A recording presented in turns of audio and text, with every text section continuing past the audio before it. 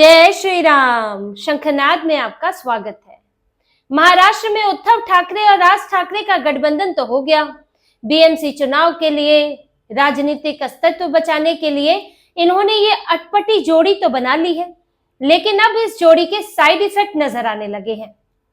क्योंकि अभी तक खुलकर घोषणा हुई नहीं थी, तो कंफ्यूजन भी थी, साथ आएंगे नहीं आएंगे, बात बनेगी या नहीं बनेगी। लेकिन कल इन्होंने गठबंधन की घोषणा कर दी और कहा कि अब यूबीटी और मनसे के कार्यकर्ता मिलकर चुनाव लड़ेंगे, एक दूसरे का समर्थन करेंगे, सहयोग करेंगे। लेकिन समर्थन सहयोग तो मिलेगा, पर साथ में यूबीटी और मनसे की समस्याएं भी मिलेंगी। इनको लेकर बनी हुई लोगों की धारणाएं हैं, इनकी अपनी राजनीति है, उसका असर भी एक दूसरे पर पड़ेगा और वही हो रहा है।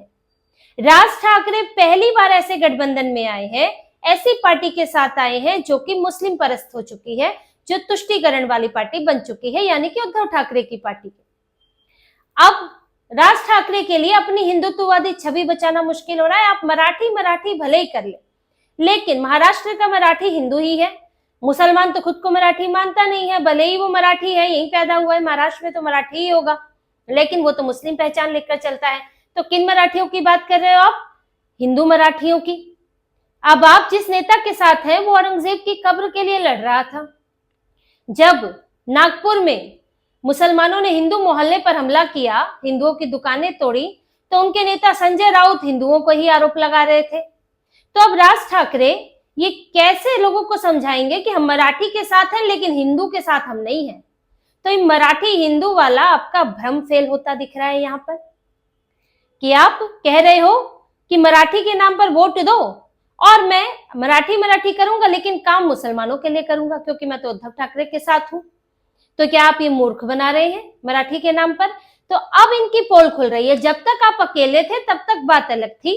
जब अगर उद्धव भी अकेले चुनाव लड़ते, पूरी तरह हिंदुत्व की तरफ होते, तो बात अलग होती। तब होता कि भाई ठीक है, हिंदू लोग हैं, हिंदू मराठी हैं, वो अपना वोट दे जो पार्टी उन्हें बेहतर लगती है। लेकिन आप यहाँ क्या कह रहे हो कि वोट मुझे दो, मैं काम मुसलमानों के लिए करूंगा। तो आप तो औरंगजेब और शिवाजी महाराज को एक साथ लाने की बात कर रहे हो, और उसमें भी शिवाजी महाराज, अगर हम इस नजरिए से देखें तो औरंगजेब के लिए आप ज्यादा काम कर रहे हो। तो ये अब इसकी पोल खुल रही है। अब राज ठाकरे को इससे समस्या हो रही है और इनकी पार्टी के नेता ये बातें कहने लगे हैं, और ये आज नहीं कह रहे हैं, ये बातें पिछले समय से चर्चा में है। इतना समय इन्होंने गठबंधन के लिए लगाया और यही सब चीजों की बात थी, लेकिन आखिरी में गठबंधन कर लिया। और इसका खामियाजा ये है कि मनसे के नेता कार्यकर्ताओं के लिए मुश्किल खड़ी हो गई है और उनकी पार्टी से जाने भी शुरू हो गए हैं। अभी हाल ही में 70-80 नेता कार्यकर्ता गए थे इनकी पार्टी से। उपमंडल प्रमुख, शाखा अध्यक्ष, उपनगरों से जुड़े हुए इनके नेता, वो इनकी पार्टी से छोड़कर चले गए, क्योंकि अब इनकी पार्टी में क्या हो रहा है कि आप भी तुष्टीकरण की राजनीति में फंस रहे हैं। उद्धव ठाकरे और राज ठाकरे ने एक वामू समीकरण बनाया है, जिस पर मैं पहले भी बता चुकी हूँ, मराठी प्लस मुसलमान। अब राज ठाकरे तो इससे खुद को अलग करने की कोशिश कर रहे हैं कि मराठी मैं लाऊंगा, मुसलमान तुम लाओ। लेकिन अब जब उम्मीदवार उतरेंगे, उद्धव ठाकरे के भी उम्मीदवार उतरेंगे, और उद्धव ठाकरे जिस तरह की राजनीति कर रहे हैं, तो पूरी तरह मुस्लिम परस्त राजनीति है। जैसे छत्रपति संभाजी नगर की हम बात करें, उन्होंने वहां पर कांग्रेस के मुस्लिम नेता अब्दुल राशिद मामू, उनका नाम है अब्दुल राशिद मामू, उनको अपनी पार्टी में शामिल कर लिया। कांग्रेस से उन्होंने इस्तीफा दे दिया। अब छत्रपति संभाजी नगर और उद्धव ठाकरे को जरूरत पड़ रही है किसकी? मुस्लिम नेता की।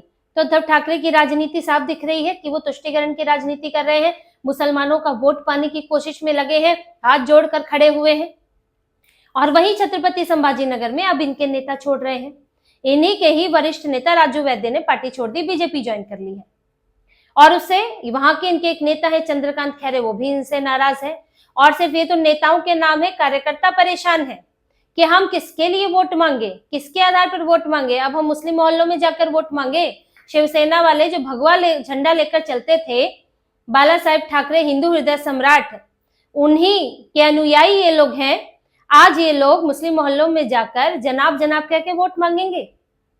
तो अब तो सामने आ रहा है, अब कल को कैंडिडेट की लिस्ट सामने आएगी, और जब मुस्लिम मोहल्लों में सामने आएगा कि उद्धव ठाकरे ने इतने मुस्लिम नेताओं को टिकट दिया, ये सब जो है गोवंडी है, बायकुला है, डोंगरी है, मुंब्रा है, इन सब इलाकों में अच्छी खासी मुस्लिम आबादी है। अब उद्धव ठाकरे यहाँ पर जो इन्हें उम्मीदवार उतारना होगा कौन सा उतारेंगे, तो यही देखने वाली बात होगी। जैसे ही इनके मुस्लिम उम्मीदवारों की घोषणा होगी वही पोल खुल जाएगी, और फिर जब ये बात उठेगी तो तब राज ठाकरे को भी जवाब देना होगा। ऐसे ही नहीं इनकी पार्टियों से नेता जा रहे हैं। राजू वैद्य ने यही कहा है कि उद्धव ठाकरे हिंदुत्व की विचारधारा से भटक गए। अब हम किसके लिए चुनाव लड़े, अब हमारा मुद्दा क्या होगा यहाँ पर, क्योंकि पहले तो हम हिंदुत्व की बात करते थे, अब हम कंफ्यूज, हम कहेंगे हमारा हिंदुत्व अलग है। उद्धव ठाकरे कहते हैं ना हमारा हिंदुत्व अलग है, लेकिन कैसा हिंदुत्व है?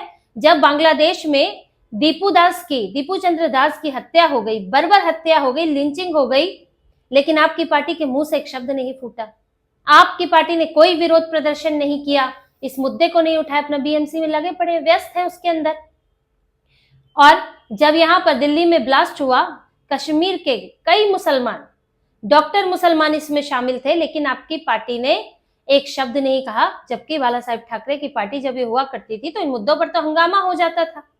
आपकी पार्टी ने पहलगाम मामले में जब हमला हुआ उसके बाद भारत सरकार पर ही सवाल उठाए। तो जब आप ये दिख रहा है कि आपकी पार्टी किस तरफ जा रही है, तो आपके नेता किस हिंदुत्व की बात करेंगे? मुद्दे पर ही तो हिंदुत्व पता चलता है। ऐसे आप बोलते नहीं मैं तो हिंदुत्ववादी हूँ, वो टीका लगा देने से थोड़ी चलता है। टीका लगा के, वो भी आप मुस्लिम मोहल्ले में उद्धव ठाकरे जाएंगे तो टीका लगा के नहीं जाएंगे, डर लगेगा कि 2-4 वोट ही ना कट जाए कहीं।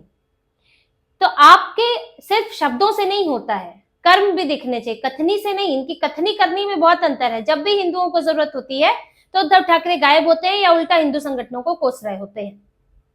अब जब ये बातें इनके नेता, इनके कार्यकर्ता खुद कह रहे हैं, तो यानी कंफ्यूजन बहुत बड़ी है।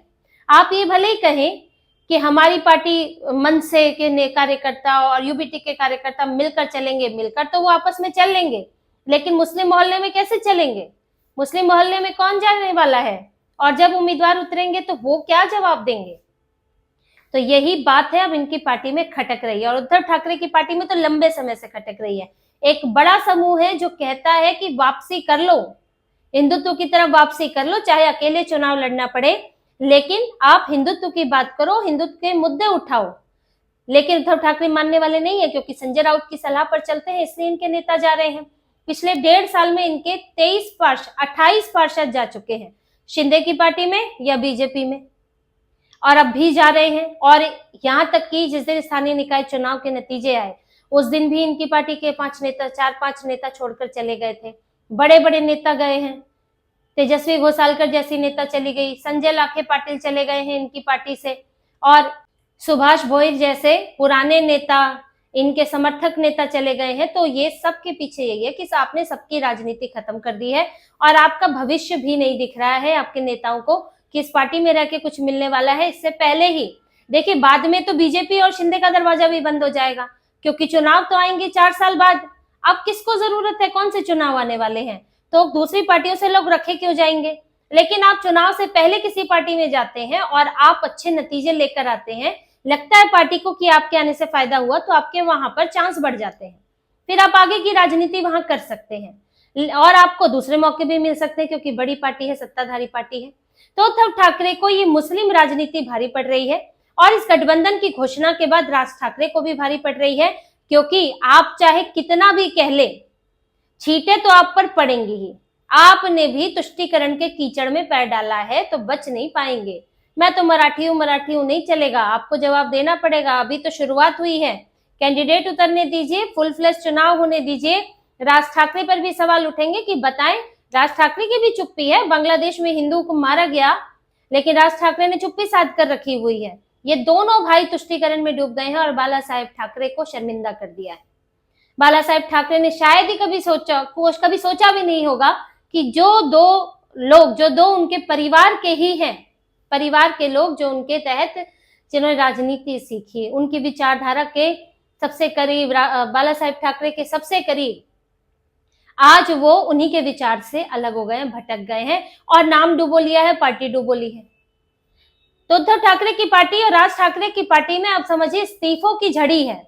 जैसे ही अब ये गठबंधन हुआ है, अब ये तुष्टीकरण, ये भी तेजी से और तुष्टीकरण होगा, उद्धव ठाकरे और तुष्टीकरण करेंगे ताकि कांग्रेस और शरद पवार को वोट ना मिले।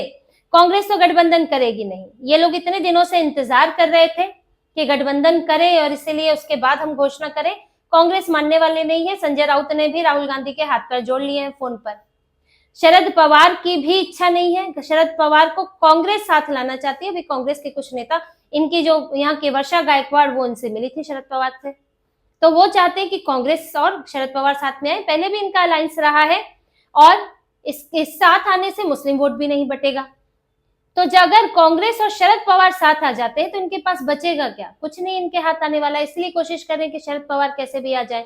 तो अगर वो नहीं आए तो ऐसे में फिर उद्धव ठाकरे भर भर कर तुष्टीकरण करेंगे और जैसे ही ये चीजें ज्यादा होंगी फिर दूसरी पार्टियां इसको अपने भाषणों में, अपने प्रचार में ये सब बताएंगी, तो इनको तब असली खामियाजा भुगतना पड़ेगा कि इनकी पार्टी और कैसे खाली होती है, चुनाव प्रचार के बीच ही कैसे इस्तीफे होते हैं, जिनकी शुरुआत अभी से हो चुकी है। तो विस्फोट की स्थिति है। मन से भी तुष्टीकरण के रास्ते पर है। इनके नेता कार्यकर्ता, कई नेता कार्यकर्ता खुश नहीं है इसको लेकर और उद्धव ठाकरे की तुष्टीकरण की नीति पर तो पहले ही पार्टी के अंदर सवाल उठ रहे हैं और उद्धव ठाकरे अब इसका अंतिम नतीजा और एक वो आखिरी चोट जो है वो बीएमसी में भुगतने वाले हैं। तो इसी तरह की और खबरें और विश्लेषण आपके लिए लाते रहेंगे। हमसे जुड़े रहिए, सब्सक्राइब कीजिए, कमेंट कीजिए। बहुत बहुत धन्यवाद। जय श्री राम।